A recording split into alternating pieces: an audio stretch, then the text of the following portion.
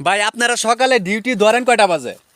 ভাই সকাল ভোরে 5টার দিকে উঠে মনে করেন রুটি টুটি খায়া 6টার দিকে ডিউটি ধরি ভাই। আবার লাঞ্চ টাইম কি 1 ঘন্টা নাকি? হ্যাঁ, লাঞ্চ টাইমে 1টার থেকে মনে করেন 1 ঘন্টা মনে করেন রেস্ট টাইম আছে, দুপুরে 1 ঘন্টা একটা সময় যায় রুমে, 2টার সময় এসে কাজত ধরা লাগে আবার ভাই। বাসায় যান কয়টা বাজে? বাসায় যাই মনে করেন সন্ধ্যে 7টার সময় ভাই। তার মানে এর মধ্যে আর কোনো আপনাকে বিরতি টিরতি না নাই? না না, এর মধ্যে কোনো আর বিরতি টিরতি নাই, বিড়ি খাওয়ারও কোনো সময় টময় নাই ভাই। ও আচ্ছা, মানে এই জন্যই কথাটা বলছি, মানে এই পাশে একটা সিসি ক্যামেরা দেওয়া আছে, আপনার এই যে এইখানে একটা সিসি ক্যামেরা দেওয়া আছে, মানে রেস্ট নেওয়ার মতো প্রবাসীগর মানে একটুকু সময় নাই।